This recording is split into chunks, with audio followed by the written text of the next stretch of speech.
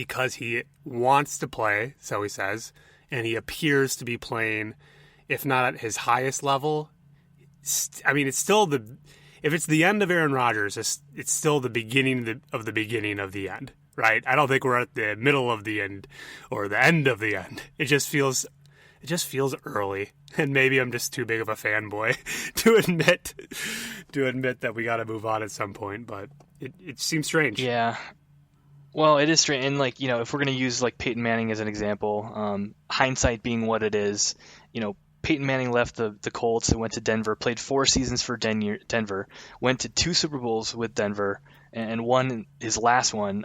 In 2013, he had 450 completions, 5,477 yards. He threw 55 touchdowns, and this is his second year removed from Indianapolis.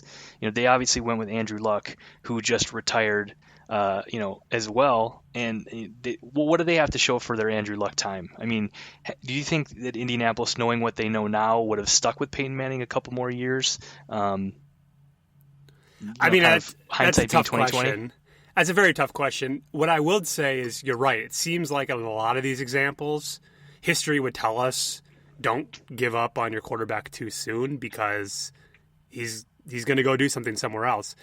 What I will say is I think Peyton's last year, and you might correct me, wasn't that impressive. I know Brett Favre, for example, took the Vikings to the NFC Championship game, had that, the cheap NFC Championship game against the Saints, but then next year was nowhere to be found. So to the Packers organization side of it, or why to move on a year early versus a year late, is when it goes, it seems to go quick.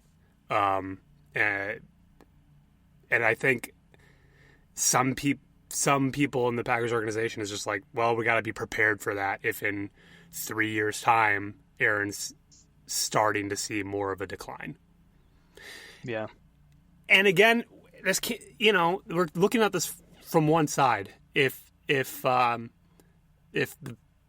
looking at it as if the Packers are only looking at what Aaron Rodgers is doing, we might not know what the Packers truly think about Jordan Love. I mean, they might think they have the next Mahomes on their hand. They might think they have the next Aaron Rodgers in their hand.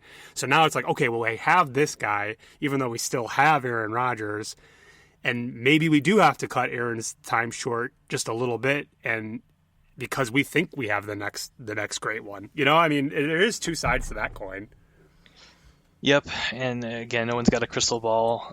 We'll find out in the next couple of years how this all unfolds, but it'll definitely be interesting. Okay, well, that's really everything I wanted to cover for today. Was there anything else you wanted to add?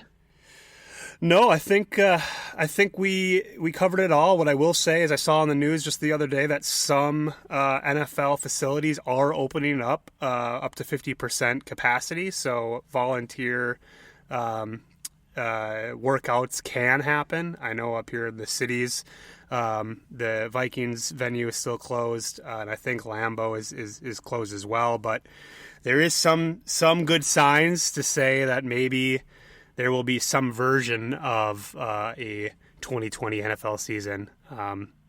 So God, let's hope so. Some good news in all this COVID stuff, I guess, is that maybe we get to watch some football. Yeah, I hope to hell we were watching football in 5-6 months, and that everyone stays safe and the worst is past, but we shall see. But everybody out there, thanks for listening. Don't forget to rate us on Apple or Google Podcasts. Subscribe to us on your favorite podcast service, and as always, Charles, go Pack, go. Go Pack, go.